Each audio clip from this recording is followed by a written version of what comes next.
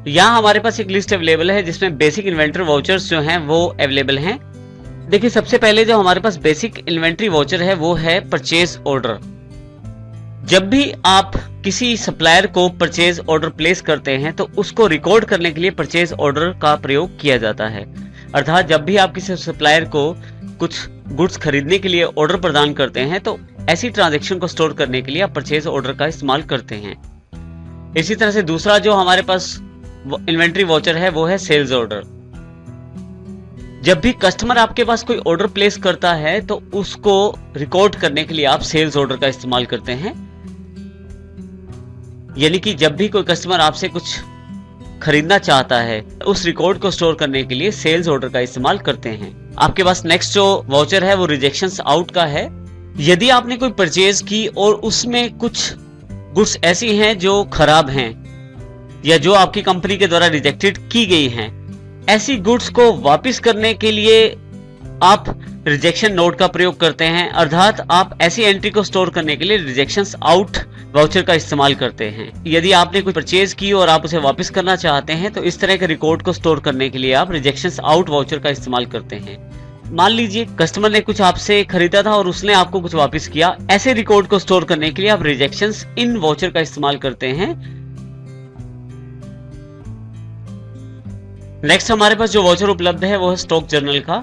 इसके द्वारा हम अलग अलग प्रकार की जो एडजस्टमेंट होती हैं, स्टॉक की जो एडजस्टमेंट होती हैं, आप स्टॉक को एक जगह से दूसरी जगह ट्रांसफर करते हैं या आप रॉ मटेरियल को किसी फिनिश प्रोडक्ट में ट्रांसफर करते हैं, तो ऐसी एडजस्टमेंट को स्टोर करने के लिए स्टॉक जर्नल वाउचर का इस्तेमाल किया जाता है। इसी तरह से नेक्स्ट जो हमारे पास वाउचर है वो है डिलीवरी नोट के रूप में। यदि आपके पास कोई सेल्स ऑर्डर था और आपने उसे कस्टमर को डिलीवर कर दिया है, इस केस में इस बात का रिकॉर्ड रखने के लिए कि डिलीवरी हो चुकी है, आप डिलीवरी नोट का इस्तेमाल करते हैं। अर्थात एक तरह से जब आप कस्टमर को गुड्स दे देते हैं तो उस केस में डिलीवरी का जो इंफॉर्मेशन स्टोर करने के लिए आप डिलीवरी नोट का इस्तेमाल करते हैं। नेक्स्ट जो हमारे पास वाउचर है रिसीप्ट नोट का, जिसमें यदि आपने कोई परचेज ऑर्डर प्लेस किया था और सप्लायर के द्वारा वो परचेज ऑर्डर पूरा कर दिया गया है, आपके पास गुड्स रिसीव हो गई हैं, इस ट्रांजैक्शन को स्टोर करने के लिए आप रिसीप्ट नोट का प्रयोग करते हैं। और सबसे अंतिम जो हमारे पास मुख्य वाउचर्स के अंतर्गत है वो है फिजिकल स्टॉक। फिजिकल स्टॉक एक ऐसा वाउचर है जो हमारे पास एक्चुअल स्टॉक की एंट्री करने के लिए उपलब्ध रहता है। कई बार बिजनेस में ऐसी स्थिति आ जाती है कि आपके पास जो आपके अकाउंट्स जो स्टॉक बता रहे हैं और जो आपके पास फिजिकली जो स्टॉक अवेलेबल है, दोनों में अंतर है। इस प्रकार की एडजस्टमेंट के लिए आप फिजिकल स्टॉक वाउचर का इस्तेमाल करते हैं। यदि आपकी बुक्स या टैली के द्वारा बताए गए स्टॉक में अंतर है और आपके पास फिजिकल स्टॉक में अंतर है, फिजिकल स्टॉक में अंतर किसी भी कारण से हो सकता है, तो ऐसी एडजस्टमेंट करने के लिए आप फिजिकल स्टॉक वाउचर का इस्तेमाल करते हैं। फिजिकल स्टॉक वाउचर को प्रयोग करने से पहले अच्छी तरह से स्टॉक चेक कर लिया जाता है और वेरीफाई करने के पश्चात ही फिजिकल स्टॉक की एंट्री की जाती है। यहाँ हमारे पास परचेज ऑर्डर और सेल्स ऑर्डर हमारे पास एनेबल होना चाहिए। इसको एनेबल करने के लिए आप फीचर्स पे जाएं और इन्वेंट्री फीचर्स के अंतर्गत ऑर्डर प्रोसेसिंग में अलाउ परचेज ऑर्डर प्रोसेसिंग को यस करें और अलाउ सेल्स ऑर्डर प्रोसेसिंग को यस करें। इस प्रकार से आप इनको एनेबल कर सकते हैं। यहाँ हमारे पास एक एग्जांपल है जिसके द्वारा हम इन्वेंट्री ट्रांजैक्शन को समझ सकते हैं। सबसे पहले देखिए हमारे पास एक ऑर्डर प्लेस किया जा रहा है CNC एंड कंपनी को 2 Sony TV 19 inches and 5 Philips TV 19 inches. 2 Sony के टीवी 19 इंच और 5 फिलिप्स के टीवी 19 इंच का ऑर्डर प्लेस किया गया है CNC एंड कंपनी को। इसमें ध्यान ये देने वाली बात है कि 5 फिलिप्स टीवी में से 3 फिलिप्स टीवी करनाल के ग्राउंड में रखे जाएंगे और बाकी जो है वो मेन लोकेशन ग्राउंड में सारा सामान रखा जाएगा। और ये जो ऑर्डर हमारा ड्यू है ये 12/4/2010 को है, यानी कि इसकी जो डिलीवरी हमें मिलेगी वो 12/4/2010 को मिलेगी। इस तरह की ट्रांजैक्शन को रिकॉर्ड करने के लिए हम परचेज ऑर्डर का इस्तेमाल करेंगे। परचेज ऑर्डर वाउचर का प्रयोग करने के लिए आप बटन टूल बार से परचेज ऑर्डर सेलेक्ट कर सकते हैं और चाहें तो Alt F4 की का प्रयोग करके भी आप purchase order voucher creation screen पा सकते हैं। मैं परचेज ऑर्डर पे क्लिक कर देता हूँ, मेरे पास purchase order creation screen available हो जाएगी। इसमें सबसे पहले यहाँ पे यदि आप ध्यान दें तो परचेज ऑर्डर लिखा आ रहा है, साथ में सामने राइट हैंड साइड की तरफ डेट है ऊपर की तरफ। यहाँ सबसे पहले मुझे डेट चेंज करनी है। जिस डेट की एंट्री है वहां वो डेट एंटर करें आप। जैसे 2 तारीख की एंट्री है हमारी, तो मैं 2 तारीख कर देता हूं। जैसे एंटर करता हूं, यहाँ पार्टी का नाम आ जाता है जिसको आप अपना ऑर्डर प्लेस करना चाहते हैं। हमारी पार्टी का नाम CNC है, तो जैसे ही मैं C टाइप करता हूं, यहाँ CNC सिटी के नाम से मेरे पास अकाउंट अवेलेबल हो जाता है लिस्ट ऑफ लेजर अकाउंट्स के जरिए। मैं CNC सिटी को सिलेक्ट कर लेता हूं। देखिए सप्लाई डिटेल्स के अंतर्गत खुद ही सारी डिटेल फिल हो जाती है। इसके अतिरिक्त आप चाहे तो ऑर्डर डिटेल्स और चाहे तो रिसीप्ट डिटेल्स भी एंटर कर सकते हैं। मैं इनको ब्लैंक छोड़ के जैसे ही एंटर करता हूं, यहाँ पे आपके पास ऑर्डर नंबर की जानकारी मांगी जाती है। मैं ऑर्डर नंबर 101 कर देता हूं। जैसे ही एंटर करता हूं, अब की बार लिस्ट ऑफ लेजर अकाउंट्स में देखिए परचेज अकाउंट मुझे बताना है कि मेरा परचेज अकाउंट कौन सा है। तो हमारे पास परचेज अकाउंट ही है जो परचेज एंट्रीज को रिकॉर्ड करता है। लिस्ट ऑफ लेजर अकाउंट के अंदर परचेज को सिलेक्ट कर लेता हूं यहां से मैं। इसके पश्चात आपको अब नेम ऑफ आइटम, जिन आइटम्स का आपको ऑर्डर प्लेस करना है उनकी जानकारी आपको यहां पर्टिकुलर्स में देनी है। जिसमें हमारे पास एक आइटम सोनी टीवी है 19 इंच वाला जो 2 टीवी हमें चाहिए, और एक फिलिप्स टीवी है 19 इंच के अंतर्गत जो 5 टीवी हमें चाहिए। तो सबसे पहले हम S टाइप करते हैं। जैसे S टाइप करते हैं, देखिए हमारे पास यहाँ लिस्ट ऑफ आइटम्स अवेलेबल हो जाते हैं।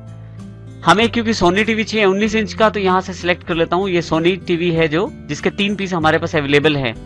देखिए लिस्ट ऑफ आइटम्स के अंतर्गत आपको ये भी बताया जाता है कि आपके पास स्टॉक में कितने पीस किस आइटम के अवेलेबल हैं। अभी मैं सोनी यहां से सिलेक्ट कर लेता हूं।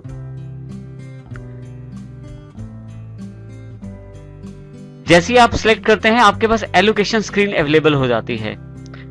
इसमें यदि आप ध्यान दें तो ऑर्डर नंबर हमने जो दिया था वो आ गया यहां पे। उसके अतिरिक्त यहां पे सबसे पहले ड्यू डेट की जानकारी मांगी जाती है, अर्थात ये डिलीवरी जो हमें मिलेगी वो किस डेट तक हमें मिल पाएगी, ये जानकारी हमें यहाँ देनी। हमारी एंट्री के अकॉर्डिंग हमारे पास जो ये डेट है वो 12 तारीख है। जैसे ही हम यहाँ एंटर करते हैं, अब की बार यहाँ गोडाउन की जानकारी मांगी जाती है, किस गोडाउन में क्वांटिटी स्टोर करनी है। मैं M दबा देता हूं, अर्थात मेन लोकेशन पे ही मैं ये टीवी स्टोर करना चाहता हूं। जैसे ही एंटर करता हूं, अब की बार क्वांटिटी मांगी जाती है कि कितने टीवी मुझे ऑर्डर करने हैं। मुझे 2 टीवी ऑर्डर करने हैं, क्वांटिटी में 2 दे देता हूं। इसके अतिरिक्त देखें रेट इसने खुद ही पिक कर लिया, क्योंकि हमने स्टैंडर्ड रेट डिसाइड किया हुआ है सोनी टीवी के लिए। उसके बाद जैसे ही एंटर करते हैं हम यहाँ पे, खुद ही देखिए कैलकुलेटेड अमाउंट आ जाएगी। जितनी क्वांटिटी आपने दी उसको रेट से गुना करके यहाँ टोटल अमाउंट यहाँ अवेलेबल हो जाएगी। और यदि आप यहाँ ध्यान दें तो ड्यू ऑन, अगर आपके पास सोनी की और आइटम्स अगर आप चाहते हैं तो वो भी यहाँ ड्यू रख सकते हैं, अलग अलग डेट्स की डिलीवरी। लेकिन अभी सिर्फ हमें 12 तारीख की ही ड्यू डेट हमारे पास अवेलेबल है। इसको ब्लैंक छोड़ के जैसे ही एंटर करता हूं, मेरे पास ये सारी जानकारी जो हमारा परचेज ऑर्डर वाउचर है वहां अवेलेबल हो जाती है। तो यहां देखें क्वांटिटी अवेलेबल हो गई, रेट और अमाउंट। जैसे ही एंटर प्रेस करता हूं तो दूसरी जो आइटम है उसकी सिलेक्शन के लिए यहां पे मेरे पास स्पेस अवेलेबल हो जाएगा। दूसरा जो टीवी है वो फिलिप्स कंपनी है। जैसे ही P दबाता हूं, मेरे पास यहाँ फिलिप्स सिलेक्ट हो जाएगा। लिस्ट ऑफ आइटम्स में आप फिलिप्स को चुन लें। इसके पश्चात इसकी ड्यू डेट भी सेम है 12 अप्रैल। तो यहां मैं यही जानकारी यहां दोबारा फिल कर देता हूं। जैसे एंटर करता हूं, गोडाउन की जानकारी मुझे देनी है। लेकिन यहां जरूरी ये बताना है कि 5 टीवी में से हमारे पास 3 जो टीवी आएंगे वो 3 टीवी हमारे पास करनाल गोडाउन के अंदर स्टोर होंगे। तो ये जानकारी यहां मैं दे सकता हूं। सबसे पहले मैं K प्रेस कर देता हूं। लिस्ट ऑफ गोडाउन्स के अंदर करनाल गोडाउन सेलेक्ट कर लेता हूं। यहां से कितनी क्वांटिटी यहाँ स्टोर होगी, 3 टीवी मुझे यहाँ करनाल गोडाउन में चाहिए। जैसे एंटर करता हूँ, उनका स्टैंडर्ड रेट के अकॉर्डिंग मेरे पास अमाउंट अवेलेबल हो जाएगी। इसी तरह से दूसरी डिलीवरी भी सेम 12 तारीख की है, लेकिन इसमें लोकेशन का फर्क है हमारे पास, क्योंकि बाकी जो टीवी है यानी कि 5 टीवी में से बाकी 2 टीवी हैं वो मेन लोकेशन पे आएंगे। तो यहाँ मेन लोकेशन मैं सिलेक्ट कर लेता हूँ लिस्ट ऑफ गोडाउन्स में, और यहाँ 2 पीसेस एंटर कर देता हूं। तो देखिए इस प्रकार से मैंने अलग अलग गोडाउन के लिए जो स्टेटस सेट कर लिया है, यानी कि अलग अलग गोडाउन्स के लिए आइटम एलोकेट कर ली हैं। अब इसके पश्चात मुझे कोई भी आइटम एलोकेट नहीं करनी है, तो यहाँ से मैं ब्लैंक छोड़ के एंटर करता हूं। तो यहाँ देखें फिलिप्स के 5 टीवी की डिटेल अवेलेबल हो जाती है, अमाउंट और साथ में जो हमारे परचेज ऑर्डर टोटल है उसकी जानकारी भी यहाँ अवेलेबल हो जाती है। जैसे एंटर प्रेस करते हैं, अब यहाँ से यदि आप ब्लैंक छोड़कर एंटर प्रेस करें तो आपके पास नरेशन बॉक्स सिलेक्ट हो जाता है। यहां आप नरेशन लिख सकते हैं।